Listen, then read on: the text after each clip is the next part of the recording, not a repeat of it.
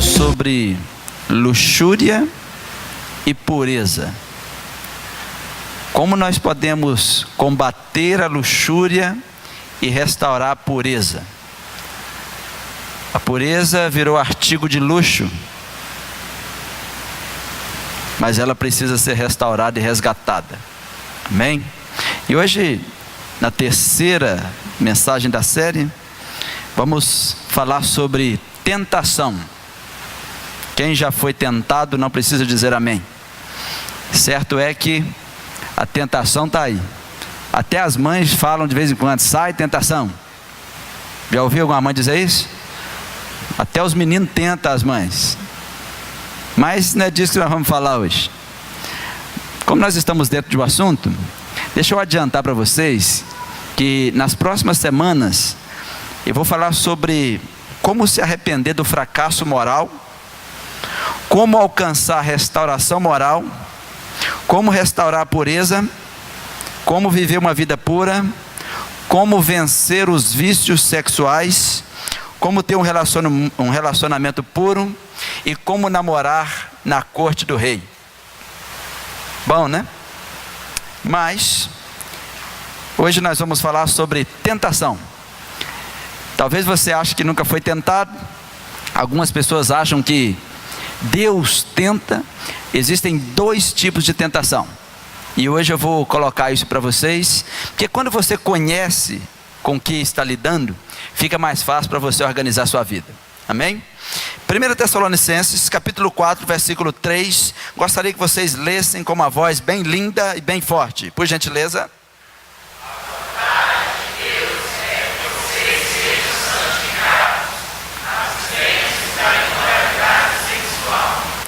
A vontade de Deus é a vossa santificação, que vos abstenhais da imoralidade sexual.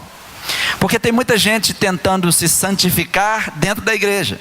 Irmãos, não vamos brincar não vamos esconder nada não, porque a igreja tem que ser transparente. E o grande sinal de pureza é a transparência, não é?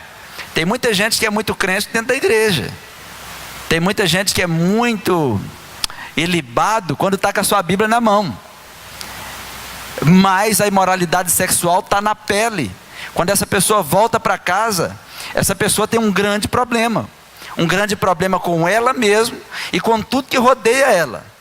Por exemplo, tem homens que eles são crentes na igreja, têm uma imagem de piedosos, mas em casa ele precisa de uma mulher virtual. Ele precisa de mulheres imaginárias, que é o que faz ele feliz. Muitas mulheres recorrem a romances, porque a mulher funciona diferente dos homens, porque ela não tem a vida que ela quer e vive sonhando com uma vida fantasiosa que ela almeja. E com isso, ela se entrega a qualquer ato de imoralidade sexual, também para tentar encontrar a vida dos sonhos. E nisso, irmãos, o negócio vai ficando feio. Então você encontra pessoas que tentam ter santidade pública, mas são imorais sozinhos, o que é um grande problema para nós. E eu quero só lembrar para vocês que quando você não busca ajuda, você faz a dor durar por mais tempo. Então, quando você puder, procure ajuda. Se você não tem coragem de falar com um pastor, procure um psiquiatra, um psicólogo, psicanalista, procure alguém. Você precisa buscar ajuda. Não, pastor, eu não vou buscar ajuda não. Se eu buscar ajuda é sinal de fraqueza. Quando o seu carro quebra, você busca o mecânico. Quando o seu dente quebra, você busca o dentista. Quando você está com um problema no corpo, você busca o médico. Não, mas eu tenho vergonha de falar com o pastor. Tá, mas para o médico você nem precisa falar. Ele já chega e manda você arrancar a roupa e faz o que quiser. Certo é que você precisa buscar ajuda. E a ajuda psicológica, a ajuda dentro da imoralidade sexual, precisa ser buscada também. Senão você pode perpetuar a dor na sua família, e até a sua própria dor, por mais tempo. Tá? Quando a gente fala de tentação, eu vou pegar dois tipos de tentação que tem na Bíblia. O primeiro tipo de tentação que tem na Bíblia, pode passar, filho, é massá. Testar a força e a qualidade. Esse é o desenho de uma espada. Ela foi testada e não passou no teste. Aquele ponto fraco ali é chamado de tentação. É o lugar aonde é o ponto de quebra. Então a palavra massá, quando a Bíblia diz que você vai passar por tentação, passar por provação, se alegre quando você estiver passando por provação, você não vai ser tentado além do que você pode suportar, é essa a palavra. O que Deus está fazendo com você? Quando Deus permite que você seja testado, ou você seja provado, em algumas versões está tentado, mas é provar, testar, Deus está provando a qualidade do ouro. A questão é quando você mostra que não tem qualidade. Muitas mulheres deveriam ter testado a qualidade do ouro antes de entrar para dentro de casa com ele. Muitos homens deveriam ter testado a qualidade do ouro que casou com ele antes de entrar para dentro de casa com ela. Só que nós não queremos testes, nós não queremos prova. O que a gente mais corre nesse mundo é de prova. Fala para um aluno que segunda-feira tem prova. Alguns amanhecem com febre e ainda conseguem atestar do médico. Porque prova nos arrepia. Todo mundo corre de prova. Mas quando a Bíblia está dizendo que nós somos provados, porque nós somos tentados, Deus está separando o ouro do lixo. A questão, o problema é quando você se mistura com o lixo.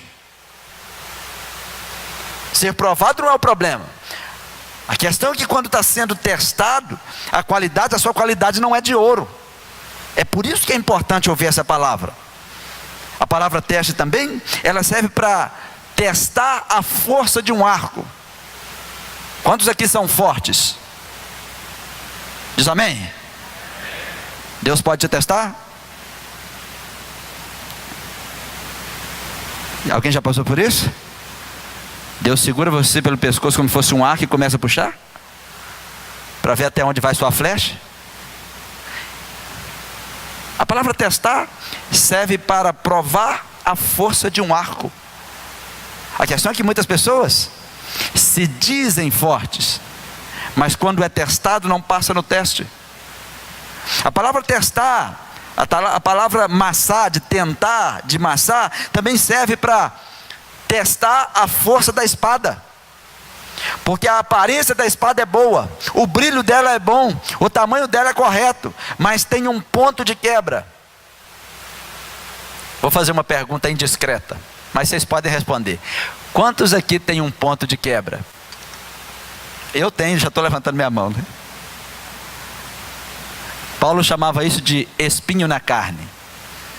Vinha um mensageiro do inferno para tentar ele aonde estava o ponto de quebra. Para alguns o ponto de quebra é comida. Para outros o ponto de quebra é gastar, porque precisa até de tratamento. Para outros, para alguns homens o ponto de quebra é mulher que não é dele. Para algumas mulheres o ponto de quebra é um homem que não é dela. Certo é que você precisa identificar o seu ponto de quebra e trabalhar em cima dele e proteger ele. Proteger a todo custo. 1 Pedro capítulo 1 versículo 6, a Bíblia diz assim: nisso vocês exultam, ainda que agora, por um pouco tempo, devam ser entristecidos por todo tipo de tentação. A tentação nos alegra ou nos entristece? Entristece, mas a Bíblia diz que é por pouco tempo. O que é pouco tempo? Talvez uns 80 anos, 90 anos. É muito tempo? Não, muito tempo é eternidade. O que a Bíblia está dizendo é que nós precisamos aprender a passar pela provação. Nós precisamos ter sabedoria. Peraí, essa tristeza, esse momento, esse embate é por pouco tempo. Versículo 7: assim acontece para que fique comprovado que a fé de vocês tem muito mais valiosa do que o ouro que perece, mesmo que refinado pelo fogo, é genuína e resultará em louvor. Quantos têm fé? Mas quantos têm fé genuína, que resulta em louvor? A sua fé só é genuína depois que você passa pela prova. Abraão mostrou sua fé depois da prova. Jesus não precisou provar que ele era para Satanás, mas todos sabemos que ele é, porque nada pôde parar o nosso Cristo. O que está te parando? Será, pastor, estou sendo tentado. Separa. A primeira tentação é testar o seu ponto de quebra. Medir a qualidade que você tem. Medir a qualidade do ouro. Separar o ouro do lixo. Porque a Bíblia está dizendo que isso acontece para que fique comprovado que a sua fé é genuína. Se você quer ter uma fé genuína, te prepara para ser provado. Como saber se você tem uma fé genuína se você nunca provou se tem? Alguns dizem que são crentes, mas na primeira prova são só quentes. Já vaza. Alguns dizem que são santos, mas na primeira prova se mostram demônios. Alguns dizem que estão só fazendo a vontade de Deus, mas eu vou mostrar para vocês que alguns estão simplesmente fazendo os desejos de Satanás. Pastor, o senhor falou Satanás? É daqui que a gente fala dele mesmo. Se tem alguém que fala mal de Satanás, sou eu. Porque tem gente que fala que não fala mal de ninguém, e eu tenho um que eu falo mal dele, e é esse. O que a Bíblia está dizendo, que o que te acontece, a prova, é para provar que a sua fé é genuína. Pastor, eu quero ter uma fé genuína, uma fé que louva a Deus, uma fé que glorifica a Deus, uma fé que honra a Deus. Quando Jesus for revelado, Ele vai ver a minha fé. Então passe pela prova. Então aguenta o teste. Eu sei que aqui tem gente sendo testada, mas você está sendo testado não para mostrar que você é bom, para mostrar que a sua fé em Deus é genuína, para mostrar que a sua vida é para louvor dEle. Você vai passar pela prova e vai glorificá-lo no final. Amém? Segunda palavra que define tentação: peirasmon, ou peirasmon. Para nós não vai fazer diferença, que a gente fala é português. Então, traduzindo, sedução para o erro. Essa é outra tentação. A primeira tentação é o teste. A segunda palavra para tentação é peirasmon, sedução para o erro. O que é sedução para o erro? Tentação. Peirasmon é sedução para o erro, que é igual fazer os desejos de Satanás. Toda tentação que não é maçã está vinculada aos desejos de Satanás. Porque Satanás descobre o seu desejo, ele te mostra o que você quer para você fazer o desejo dele no final. Isso é peirasmon. Algumas pessoas não entendem. Qual era o desejo de Eva? Eu preciso conhecer o bem e o mal, eu preciso ser sábio, é igual a Deus.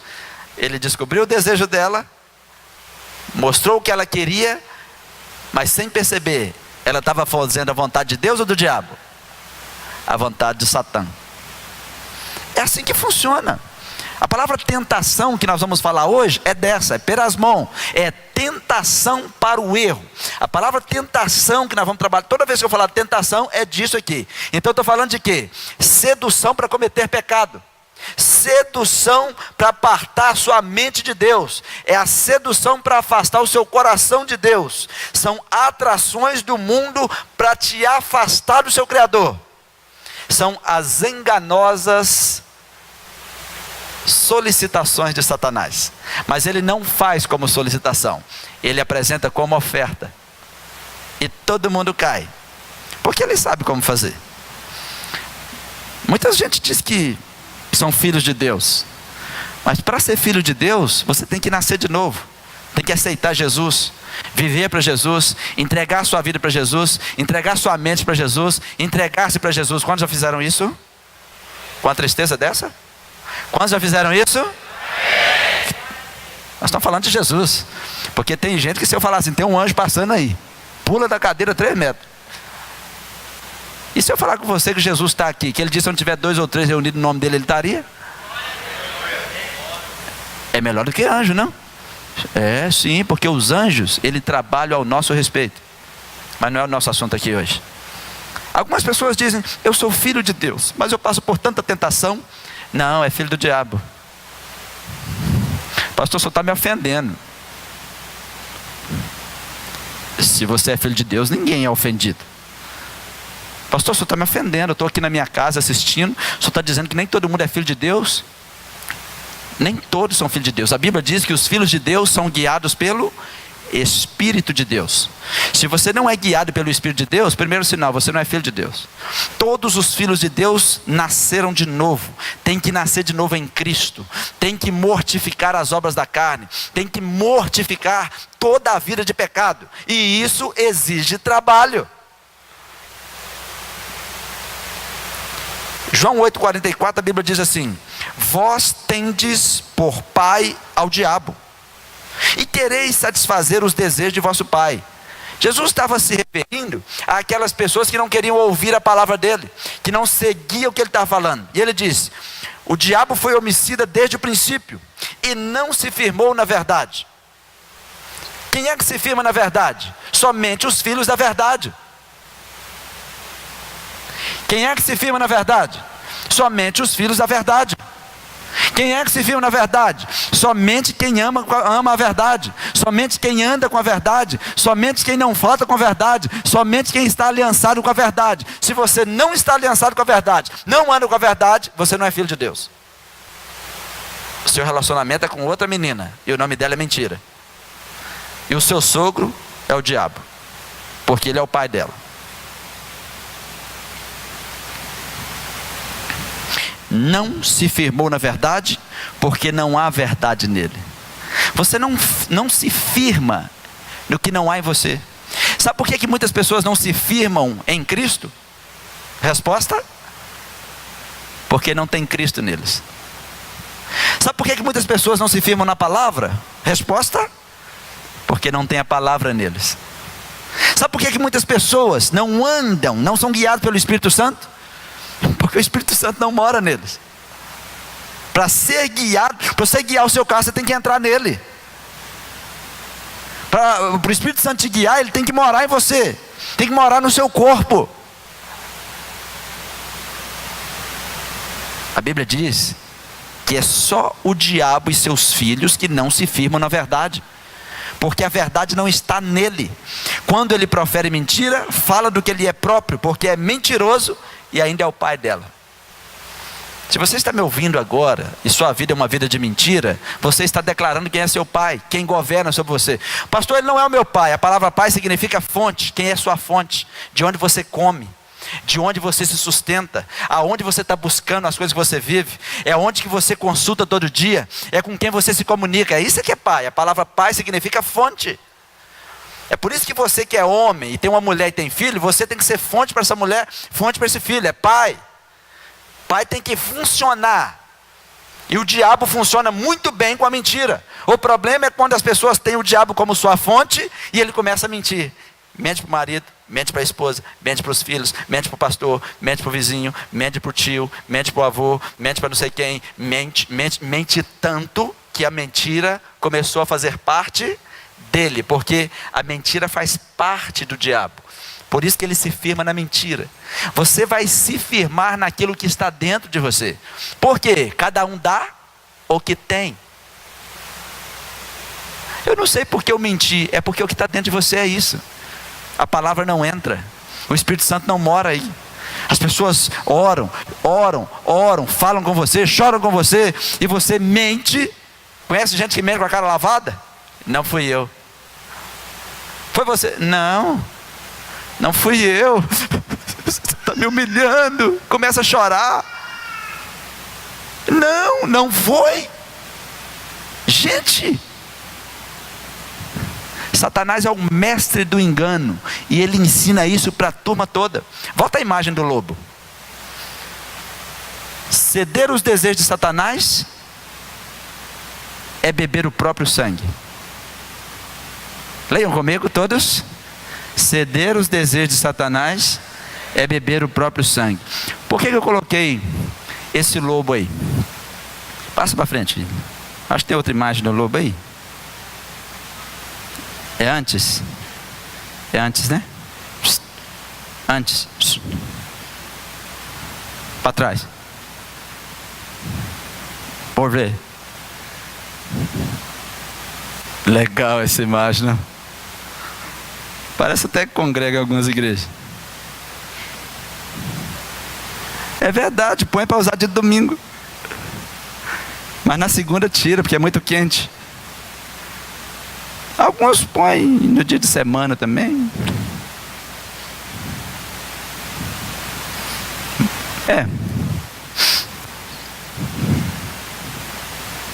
Eu nem sei onde vende essa roupa, mas tem muita gente que usa. Verdade.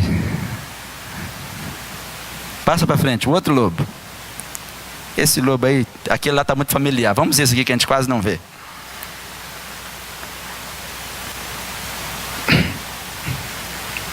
Eu li uma história que os homens que habitam na região gelada, eles precisam matar os lobos. Porque os lobos destroem as coisas deles, até eles próprios. Então os lobos, naquela região, eles ficam famintos. Eles ficam tão famintos, que eles comem qualquer coisa. Então aqueles moradores daquela região ártica, eles fazem uma armadilha, cheio de navalhas, de filetes, de lâminas cortantes, e envolve aquelas lâminas com carne, e pendura em locais aonde os lobos vão procurar. Os lobos chegam, encontram aquilo, e eles começam a lamber e comer aquela carne. Só que eles não percebem as lâminas que estão no meio. Só que os lobos funcionam assim, eles querem sangue, não importa se é o deles. Então os lobos vão lambendo aquela armadilha, não percebe. Quando a carne termina, eles continuam lambendo. Mas se o sangue que está saindo ali é o qual? O deles. E a história, o registro diz que eles vão lambendo até que o sangue deles mesmo acabe e eles morrem ali. Eles morrem pelo próprio sangue, simplesmente porque não perceberam o veneno que estava no que estava diante deles. O desejo deles era qual? Fome, fome.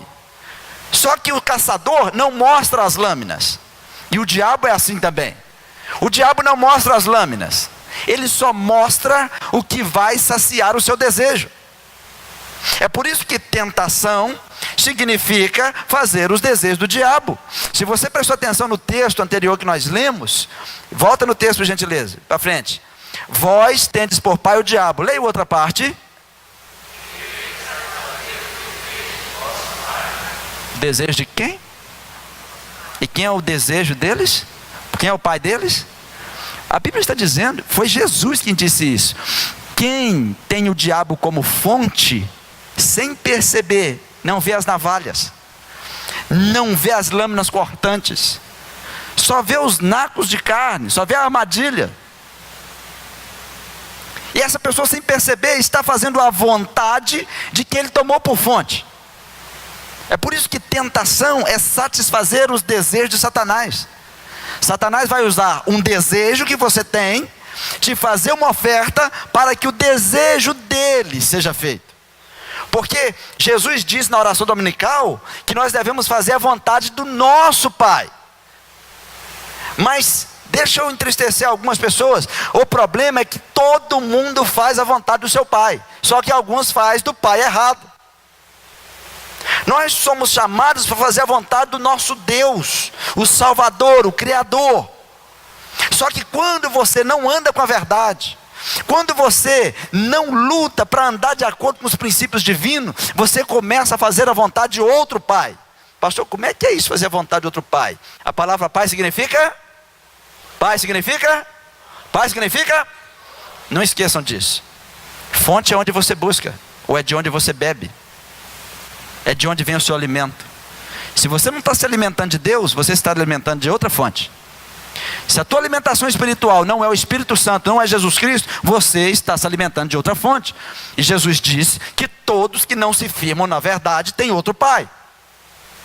O problema é fazer o desejo desse pai. E esse pai não mostra as lâminas que vão me matar. Em 1 Coríntios 11, 14, a Bíblia diz: isso não é de admirar. O que o diabo faz não é de admirar. Oh, eu estou admirado. Não é de admirar que o diabo engana, que o diabo mente, porque está nele.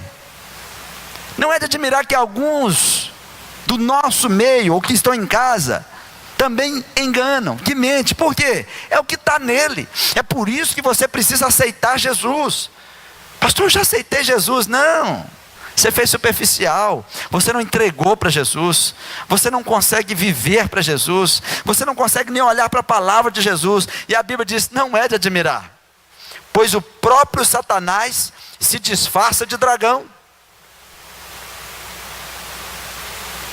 Estão ligados? Eu li corretamente? Se disfarça de quê? Anjo de luz. Porque às vezes a pessoa está esperando um demônio com um tridente, um chifre, uma roupa vermelha. Então quer dizer que tem gente com roupa vermelha aí.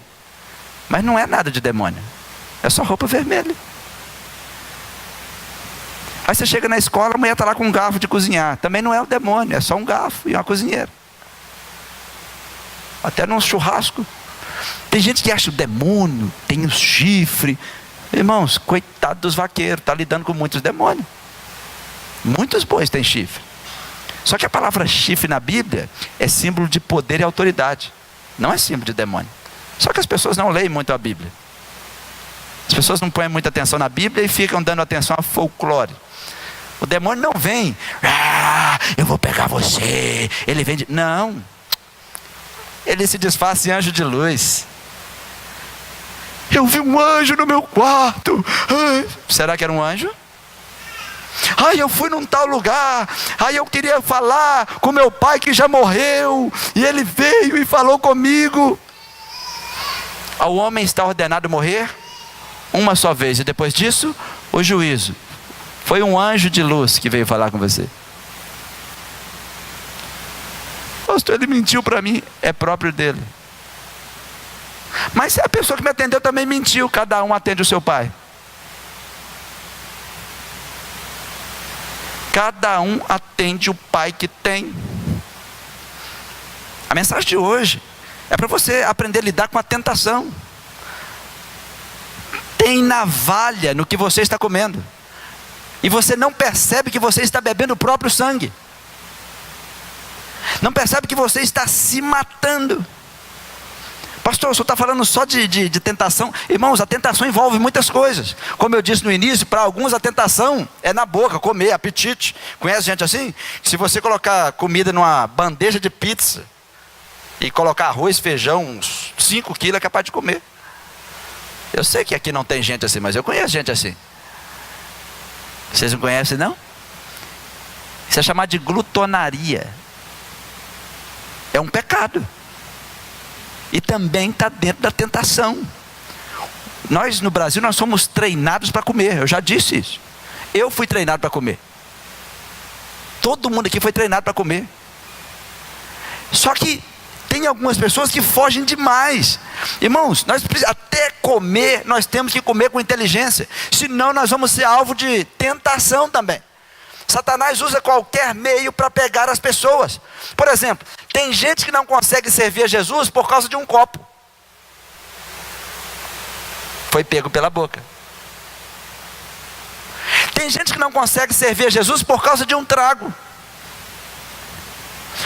Quando Deus fez o homem, Gênesis 1:26 diz assim: façamos o homem a nossa imagem e semelhança e que ele domine. Diga domínio. Deus falou: domine.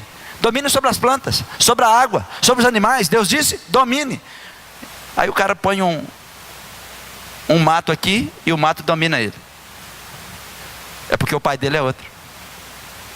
Porque se o seu pai é o mesmo meu, a gente domina isso. Guarda, joga fora. Aí alguém vem e diz para você: eu sou livre, eu posso usar maconha, posso usar isso e isso. Não é livre. Se ele for livre, você diga para ele: então para eu ver agora. Porque eu sou livre. Eu posso colocar na boca ou não colocar. Eu quero ver você tirar da sua boca. Se você tirar,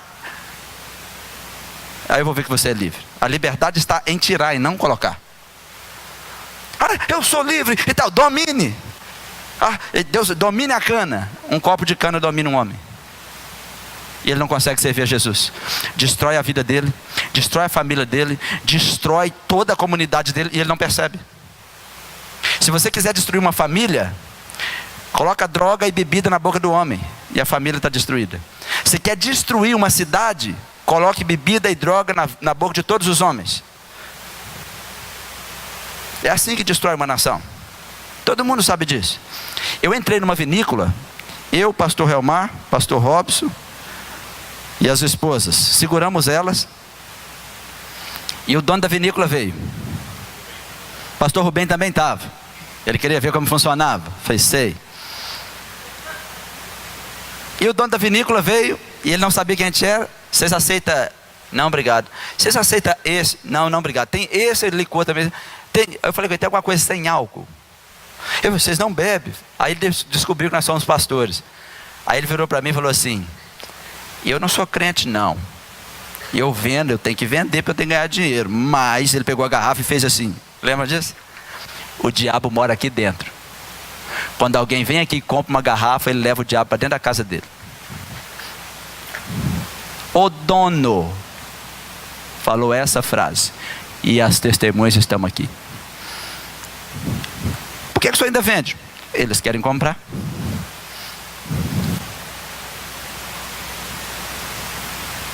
Não se ofendam comigo. A palavra é para nos libertar, para nos liberar. Amém?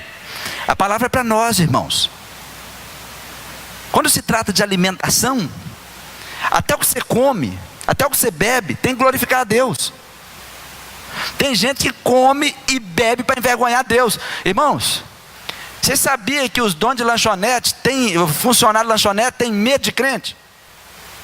Sabiam disso?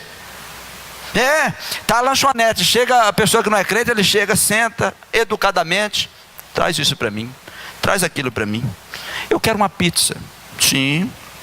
E come, sobe, levanta e vai embora. Os crentes já chegam, viva lá, paz, viva lá, esperando. A pessoa, o que está chegando? É uma turma de crente, o pessoal já pode ir embora, o povo chegou, os doidos, né? E chega e senta, e toca, e bate, e arrasta a mesa, e puxa trem para um lado, e puxa para o outro. O crente é estranho, gente. E vai, cadê meu refrigerante? Cadê aquele? E alguns ainda saem sem pagar. Achei que fulano tinha pago, né? Infelizmente.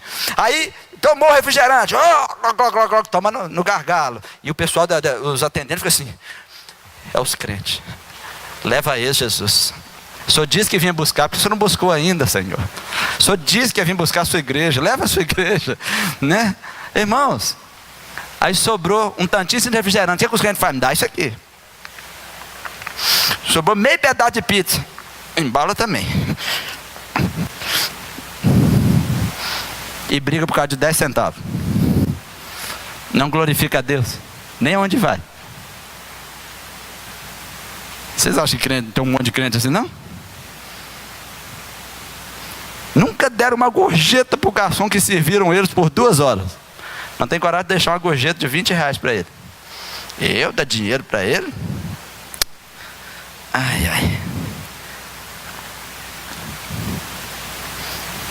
1 Coríntios 10, 31. Portanto, comigo, quer comais, quer bebais, ou façais outra qualquer coisa, fazei tudo. Você tem que comer para a glória de Deus. Quando você está comendo, você tem que glorificar a Deus comendo. Por isso você não deve comer um boi inteiro.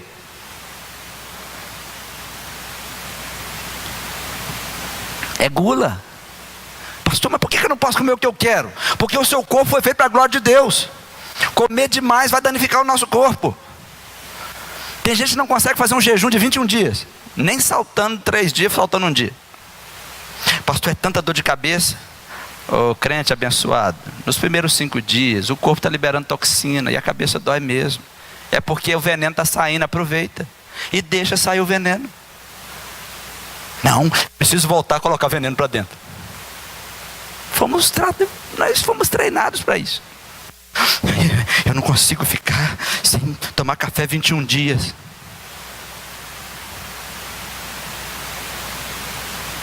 Como é que eu vou pregar para um cara que fuma e falar com ele para parar de fumar?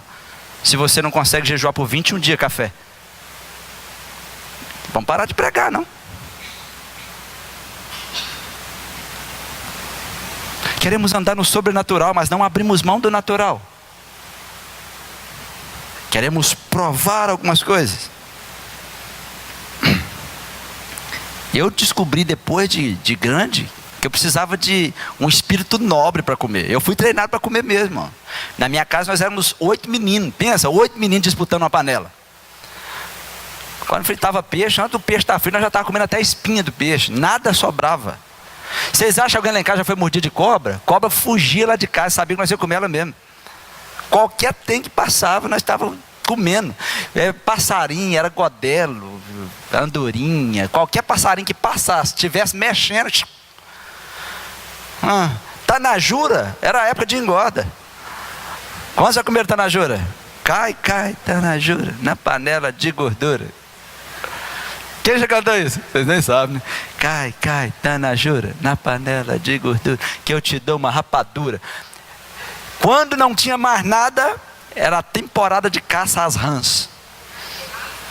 Fritava a rã, minha mãe jogava a panela fora. Fritava de novo, ela jogava a panela fora. E a gente fritava sacada de rã, irmão. Depois que eu casei, a Ricele, para com essas comidas. Cortou meu barato.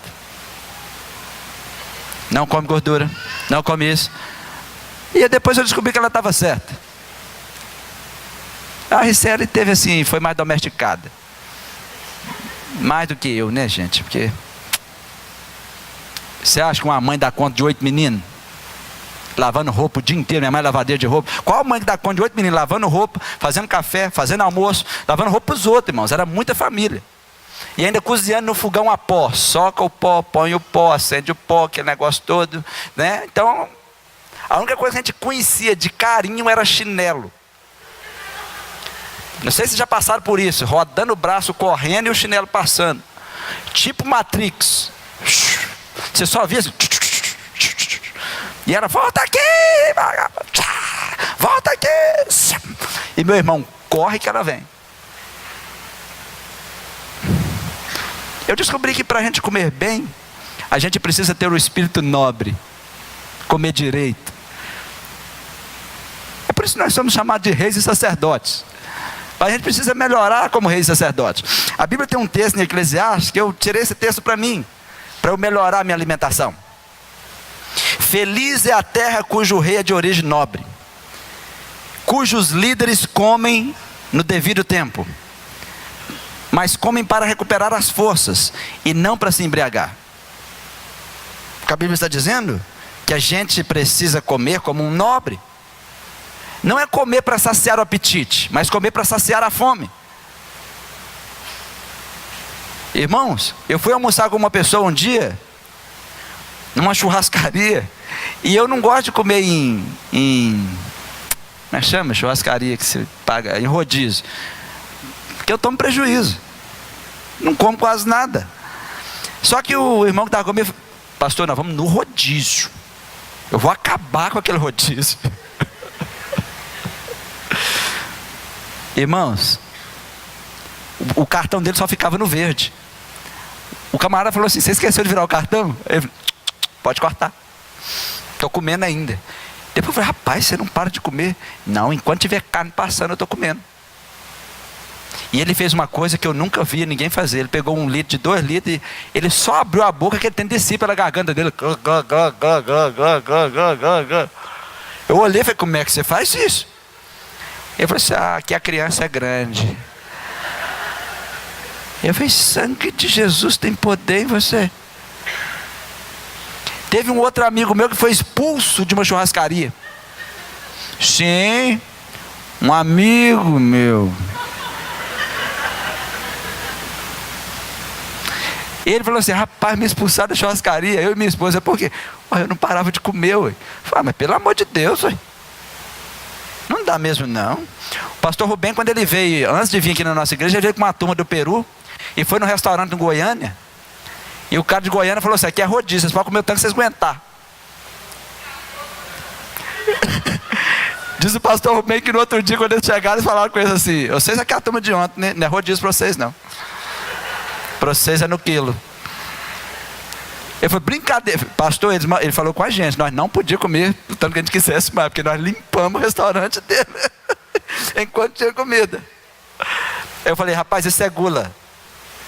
Ele falou: não, é quem estava com fome. Não, isso é gula. Jesus estava jejuando. 40 dias depois de jejum, quem apareceu? Quem apareceu? Quem que aparece quando você está jejuando para te tentar? Ele. Às vezes até em forma de gente amiga. Ele aparece.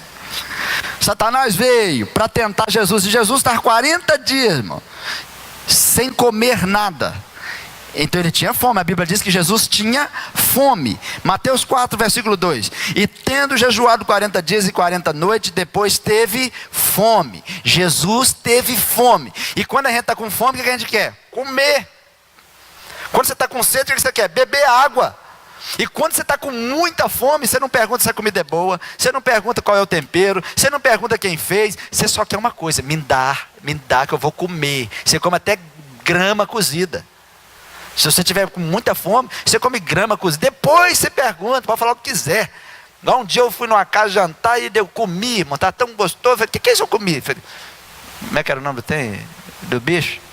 Aqui é fedorento. Eu falei: pastor, hoje nós servimos só um gambazinho. Só faltou o barbante.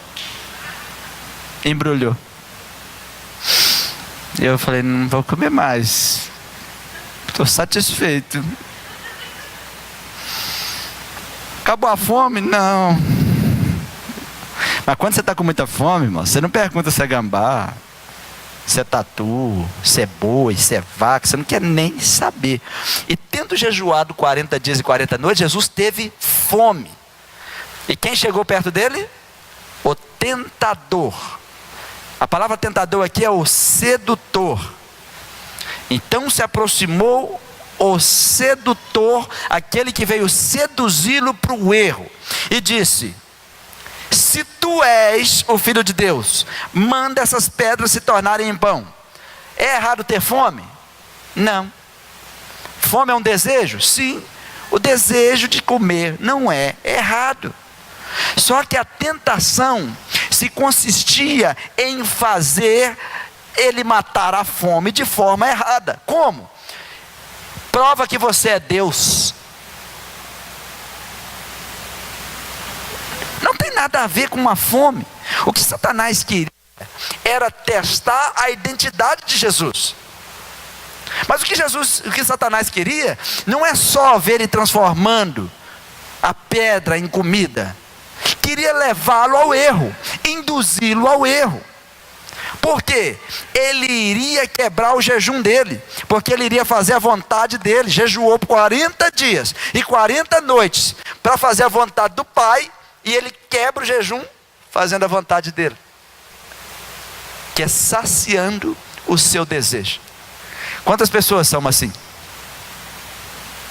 Não se perturbem, é só uma palavra para o seu coração. Não consegue manter o propósito. Você precisa ser mais forte do que isso. Ou então não entre.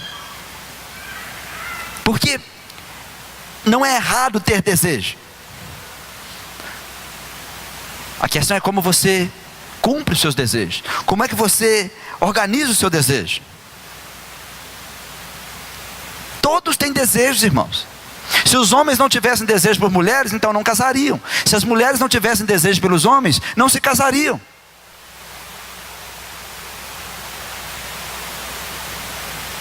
Teve um rapaz que foi pedir para namorar com a filha de um pastor, e geralmente os pastores apertam muito quem vai namorar com as filhas deles. E ele perguntou para aquele menino: você vai beijar ela? O que ele respondeu? Não, pastor, eu vou beijar sua filha, é uma santa menina. Você vai abraçar ela? Que é isso, pastor? Você só me conhece. Você vai amassar minha filha? Pastor, misericórdia. só a última pergunta: você tem desejo por minha filha? Quando você vê ela, você deseja ela? Não, pastor, que é isso? Eu quero só namorar com a sua filha. O que ele falou com ela? Você não é homem. Você deve ter algum problema. Eu quero que a minha filha namore com um homem. Então, por enquanto, você não está liberado. Não, pastor, não, eu menti. Então agora você tem outro problema. Você não é homem e ainda mente. Como que eu vou fazer com você? Como que a minha filha vai namorar com um rapaz assim? Tem problema na masculinidade e ainda é mentiroso. É porque na realidade ele achou que precisava agradar o pai da menina. E ele só precisava saber o que é certo. Ele precisava saber o que é genuíno. E algumas pessoas mentem porque não sabem como fazer o certo. Todo mundo tem desejo, irmãos. Todo mundo que está vivo tem desejo. O desejo só não tem quem já morreu. A questão é quando você não entende, não consegue separar desejo de luxúria, desejo de tentação. Porque a tentação vai provocar os seus desejos, as concupiscências. O que é concupiscência? Desejo mais forte, desejo desordenado, ou desejo que força você para algum lado. Ah, pastor, mas é Deus que tenta a gente. Quando alguém for tentado, jamais deverá dizer: estou sendo tentado por Deus. Porque Deus não pode ser tentado pelo mal, e Ele não tenta ninguém. Todos comigo: Deus não tenta ninguém. Nunca esqueçam disso. Porque às vezes você vai ver as pessoas dizendo: Deus está me tentando hoje. Deus não pode ser tentado e Deus não tenta ninguém. Deus não pode ser seduzido e Deus não seduz ninguém para o mal. Nenhum mal pode se aproximar de Deus. Nenhum mal tem condição de se aproximar de Deus. Deus não faz oferta nociva para ninguém. E Deus também não recebe oferta nociva de ninguém. Deus é Deus e é sempre Deus. Porque a tentação é um desejo para satisfazer os desejos do pai do inferno. A tentação é um convite para um processo fatal, que vai fazer você lamber o próprio sangue até a morte. Por quê? O diabo vai usar o seu desejo. Temos muitos desejos: desejo de fome, desejo de comida. Todos têm desejo. Os corpos têm desejo. O homem tem desejo sexual, a mulher também tem. E o diabo vai descobrir o seu desejo, e ele vai vincular a tentação. Desejo mais tentação, se você consumar, é igual. E o pecado, uma vez consumado, gera? Vocês entenderam ou não? O desejo é pecado, irmãos? O desejo é pecado, irmãos? Ter desejo não é pecado. Quando você aceita a tentação junto com o seu desejo, você cai em pecado. E o pecado, uma vez consumado, gera morte. Versículo 14: cada um, porém, é tentado pela própria concupiscência, os seus desejos bons e maus, sendo por esta arrastado e seduzido. Como é que eu sou tentado? Pelos nossos desejos. Os nossos desejos trazem as tentações para nós. Pastor, mas então eu vou orar para o Espírito Santo controlar os meus desejos? Não dá. Pastor, então eu vou orar porque o Senhor é o meu pastor e nada me faltará. O Senhor vai controlar meus desejos? Também não posso. Pastor, eu vim aqui para o Senhor orar por mim. Põe a mão na minha cabeça, passa óleo. Irmão, pode colocar um barril de óleo na sua cabeça, que também não controla o desejo. Vamos orar então 24 horas por dia. Também não dá certo. Não dá certo. Gênesis 4:7. Se bem fizeres, não é certo que serás aceito? Então começa a fazer bem feito. Faça o bem, faça direito, faça o que é certo. E se não fizeres bem, o pecado ameaça a sua porta. Quantos dias por semana o pecado bate a porta? Todo dia. Quantos dias por mês? Todo dia. E agora ele está batendo na porta do celular também. Tec, tec, tec, tec, tec. Como é que é o barulhinho do... Tá vendo? Cada um tem a sua batida. Tem o do Twitter também, vem cá do Twitter. Sumiu da minha mente. Está batendo na porta do celular. Meia-noite, bateu. 1h da manhã, bateu. Deus te chama meia-noite, não é comigo. Deus te chama 2h da manhã, não é comigo. Mas se alguém bate na porta do celular, não tem hora, atende. Vamos orar, 5 minutos. Vamos orar de joelho, irmão. E deita. 2 minutos, 3 minutos. Aí olha no relógio. Meu Deus, só passou 30 segundos. E continua. Senhor nosso Deus, nosso Pai, abençoe minha comida, abençoe meu arroz, abençoe o feijão, abençoe meu pai, minha mãe, meu tio, minha avó, abençoe o pastor, as cadeiras da igreja, abençoe o púlpito, aquelas flores que estão lá na frente, abençoe a caixa, o irmão. E deixa eu lembrar de mais gente. Olhou. Nossa, 1 minuto e meio. Eu já orei um monte aqui, não deu nem 1 minuto, né? Aí levanta. Gente, eu vou orar a noite toda. E ora.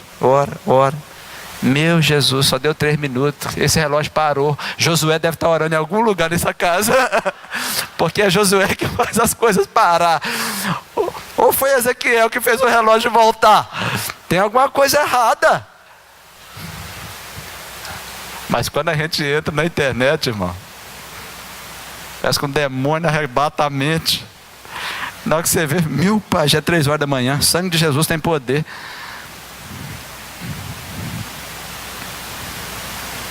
Está no serviço, vou no banheiro. Cadê fulano? Tem 3 horas, está no banheiro. Não, eu nem percebi. Assisti o filme dos Vingadores lá no banheiro.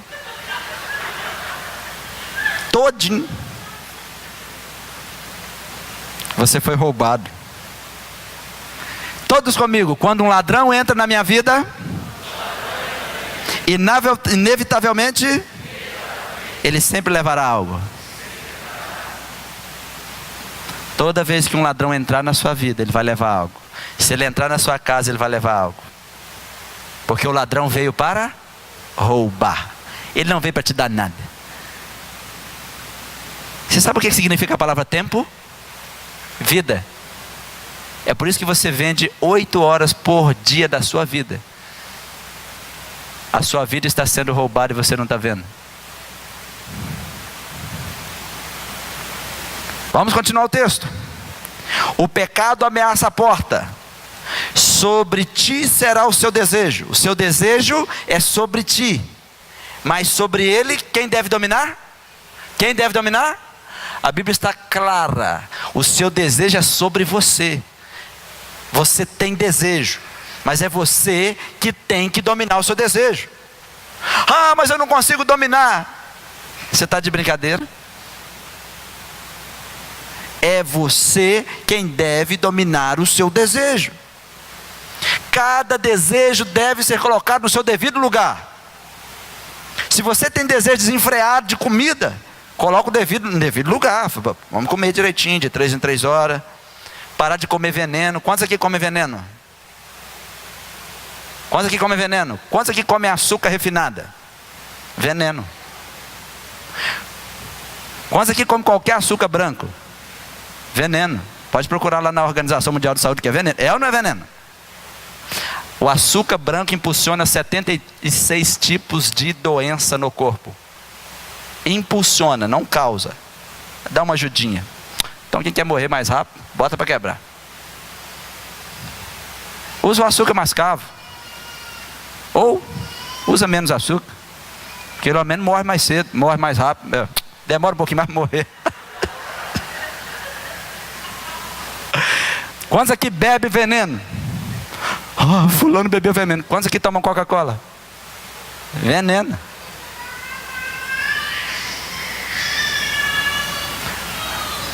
Mas nunca aconteceu nada comigo.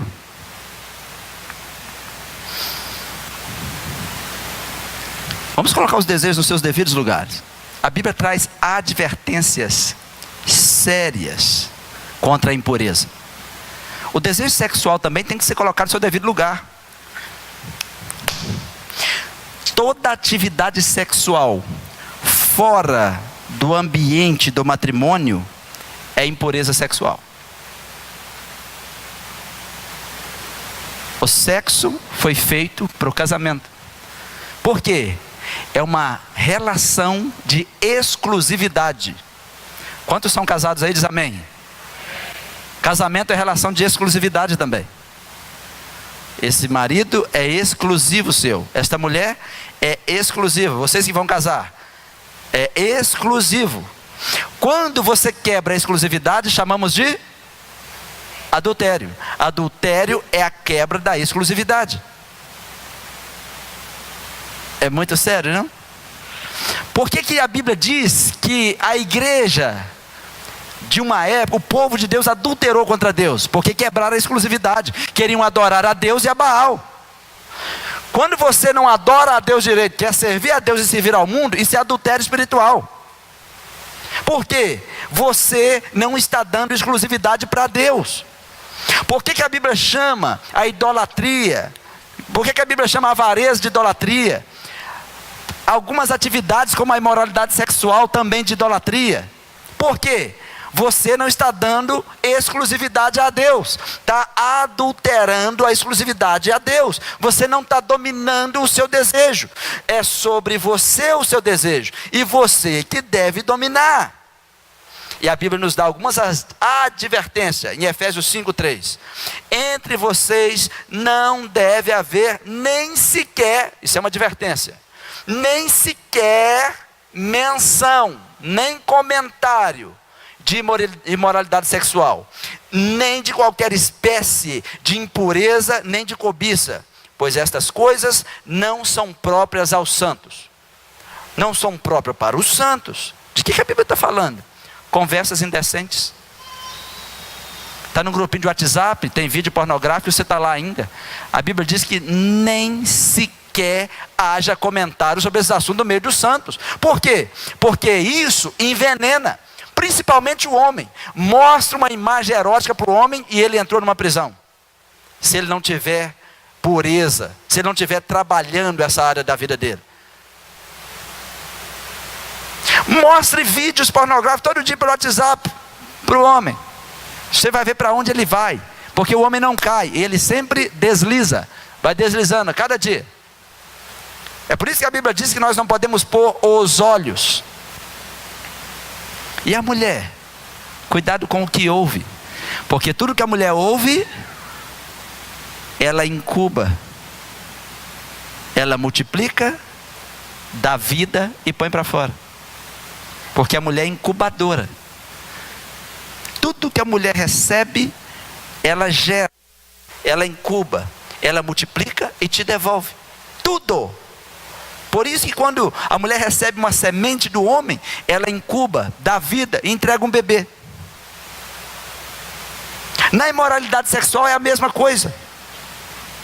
Tudo que a mulher recebe, ela incuba e ela aumenta e passa aquilo para frente, e isso fere a mulher. É por isso que a Bíblia diz que nem sequer deve ter menção de moralidade sexual, piadinhas de moralidade, movimento de moralidade sexual. Você está vendo um filme na sua casa, tem moralidade sexual naquele trem? Tira.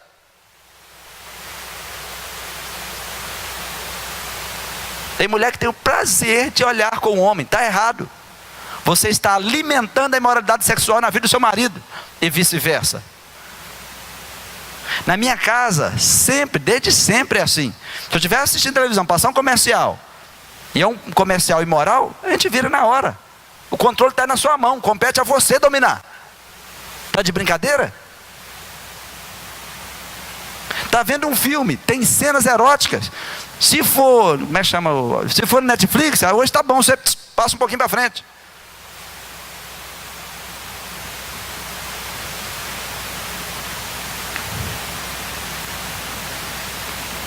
Advertência número 2. Primeira advertência: cuidado com conversas indecentes. Cuidado com vídeos indecentes. Cuidado com essas coisas indecentes. Nem faça menção, principalmente perto dos seus filhos. Advertência número 2. Versículo 4. Que não haja obscenidade, nem conversas tolas, nem gracejos imorais, que são inconvenientes, mas ao invés disso, ação de graça. O que a Bíblia está falando isso aqui, irmãos? Vamos colocar aqui dentro aqui, piadas imorais.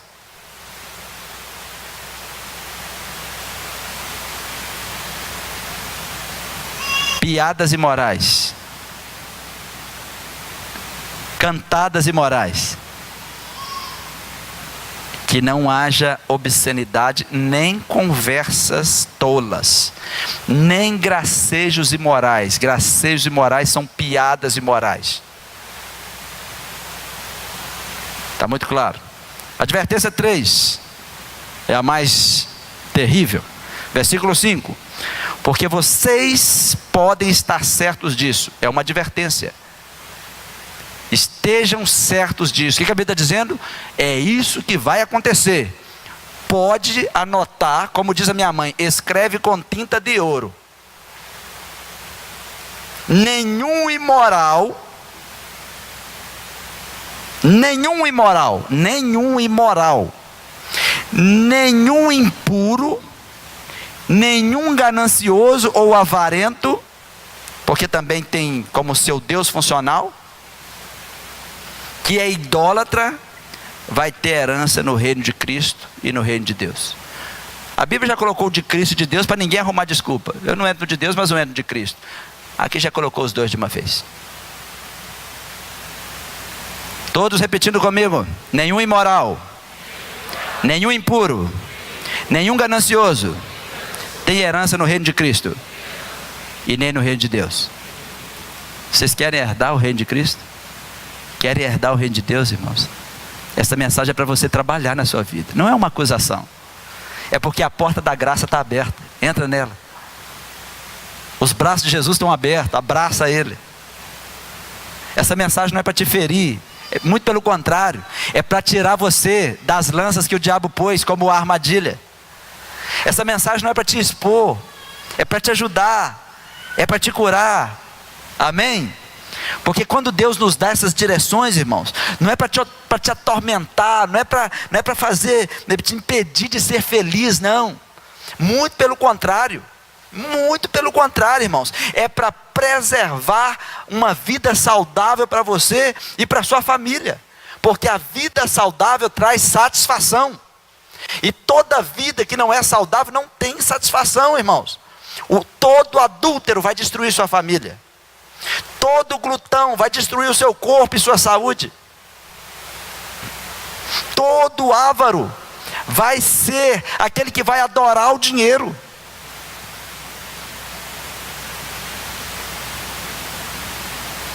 Quando Deus diz não, é para nos proteger. Quantos aqui são pais e mamães? Diz amém. Quando você diz não para o seu filho, é para quê? Proteger, não é verdade? Você não vai sair nesse carro com esse pessoal. O que está na sua mente? Meu Deus, se esse carro bate, se esse carro não sei o que. Não é o que está na mente? Mas a criança não entende. Você nunca deixa eu ir em lugar nenhum. Nunca deixa eu fazer nada. Você não me deixa ser feliz. Na realidade está preservando para ele ter uma vida de felicidade extensa. Todo não de Deus é para nos preservar. Todo não de um pai é para preservar você. Todo não de uma mãe é para preservar. Todo filho, toda pessoa que não sabe ouvir não, dificilmente vai aprender e vai identificar o sim.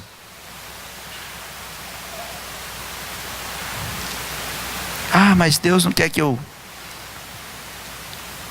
seja feliz. Muito pelo contrário. Porque a tentação, se você conectar o seu desejo à tentação, pode custar a sua alma, pode custar a sua eternidade. Em alguns minutos você pode colocar a sua eternidade em risco, irmãos. Esaú foi abençoado com a bênção da primogenitura. Por causa da fome, ele trocou a bênção por um prato de comida. Adão e Eva foram abençoados e colocaram no melhor lugar do mundo, no Éden. Se encontravam com Deus todo dia. Mas por causa da cobiça, foram tentados e eles cederam, foram expulsos do lugar da bênção. O problema da tentação é que engana, faz você trocar o que é permanente por algo temporário, sem perceber. Você se conecta em alguma coisa temporária que vai te custar o que era duradouro. Um parceiro temporário que vai custar um casamento duradouro. Um relacionamento temporário que vai custar uma família duradoura. Uma alegria temporária que vai te custar uma vida duradoura diante de Deus.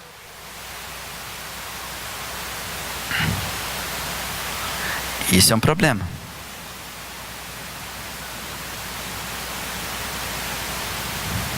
A tentação, você não pode dar ouvidos para ela.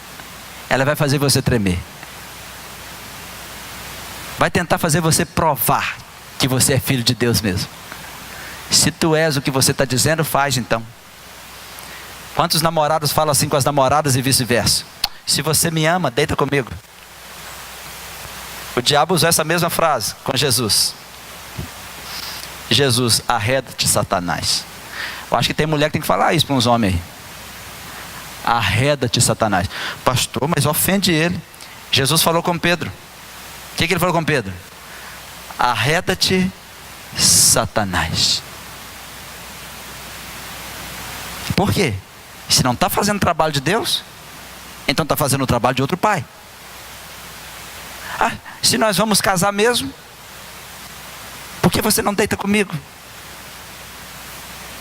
Coloque o seu desejo no lugar certo, para você ter uma vida de bênção duradoura.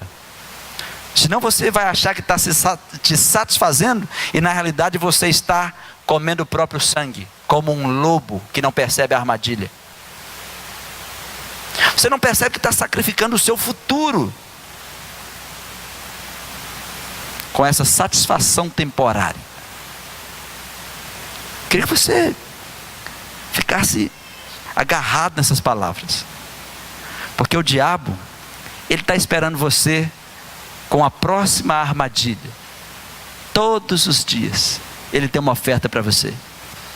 Se você quer ter uma vida pura, aprenda a rejeitar a tentação. O desejo todo mundo tem, mas coloca o desejo no lugar certo. Cada coisa no seu lugar, cada coisa no seu tempo, porque a tentação vai te oferecer uma coisa que você acha que é certa, no momento certo, na hora que você acha que é certo, mas está tudo errado. Como é uma armadilha, é a coisa errada, no momento errado, na hora errada e no local errado. Você só vai perceber depois. Por quê? Você está caindo como um lobo que está com fome, e quem está com fome não pergunta quem fez a comida. É por isso que você precisa se conectar em Deus. Por isso que Jesus disse: eu sou o pão que desceu do céu. Quem come desse pão jamais terá fome. Eu sou a água da vida. Quem bebe dessa água nunca mais terá sede.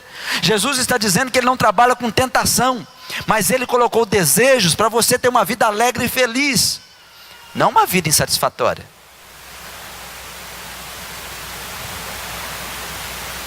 Que Deus tenha misericórdia de nós, nos fortaleça e nos dê a paz dele. Amém? Não se entristeça, se alegre, mas batalhe. Mulheres, nunca confiem nos seus maridos. Maridos, nunca confiem nas suas esposas. A Bíblia mandou você amar a esposa, não mandou você confiar, mandou você vigiar. Vigiai e orai, porque maldito o homem que confia no outro. O seu marido pode estar beijando você, dizendo que te ama, olhando pornografia quando ele sai para o trabalho, te traindo.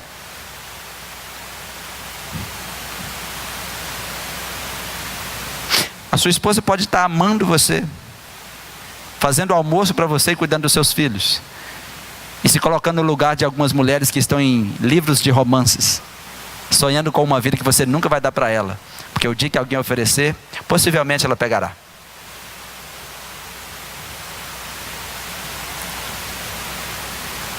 Vigia, mas vigiar não para punir, para preservar,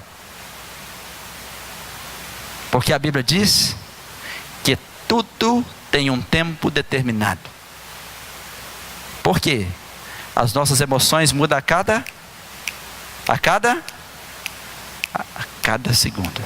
Tchum, tchum, tchum, tchum. Quem jantou antes de sair para cá? A fome já está chegando. E quando a fome chega, a emoção muda. Alguns ficam com dor de cabeça. Alguns ficam nervosos. Alguns ficam até sem educação. Enquanto não come. Depois se come, agora pode falar. Alguns estão com sono. E quando a gente está com sono, a emoção muda. Alguns ficam nervosos. Alguns ficam voando. Parece o Superman. Está longe, voando. Só falta a cuequinha vermelha para cima da roupa. Mas depois que dorme, abre o sorriso de novo. A emoção está sempre mudando. Por isso que você não pode confiar em você. Você é pai de menina. Você é um homem. De repente você descobre que alguém mexeu com a sua filha. E a sua emoção? Você tem controle sobre ela? Não sei. Por isso que você tem que se vigiar. Deus colocou uma esposa na sua vida para te vigiar. Colocou um marido na sua vida para te vigiar. Não é para ficar vigiando igual um detetive. É para dizer, olha, isso não está certo. Não coma isso. Não faça isso. Você está com a senha no celular. Se eu não posso acessar porque você está tendo duas vidas. Vamos voltar para ter uma vida só? Olha, você está vendo algumas coisas que não está certo. É isso. E quando eu falar, fala com amor. Ataca o problema, não ataca a pessoa. Para restauração. Para vocês cuidarem um do outro. É cuidado. Só que algumas pessoas, irmãos, quando a pessoa não quer mudar, ela não aceita ninguém falar. Toda pessoa que não aceita, que não quer mudar, que não tem um plano de mudança, ela vai te tratar mal quando você tratar com ela. A Bíblia diz assim: corrige um tolo e ele vai te expor. Todos comigo? Corrige o tolo. Corrige o tolo. Não, vocês repetem. Corrige o tolo e ele vai te expor. Pergunta quem está perto de você: você aceita correção? Só um tolo não aceita correção. Pastor, mas é muito difícil. Gente, tem nada mais difícil para um homem, a mulher corrigir o homem. Dá um margume na boca, no canto assim, ó. Aí o que você faz? Mastiga meio de lado, bebe uma água e depois eu tenho que mudar mesmo. Dá ou não dá um margume na boca? Só um tolo não quer mudar. E quando você corrigir um tolo, ele vai te expor. Mas você corrige o sábio e ele se torna mais sábio. Ensina o tolo e ele joga fora. Ensina o sábio e ele absorve e fica mais sábio. Que vocês sejam sábios. Que Deus abençoe você e tenha uma boa noite.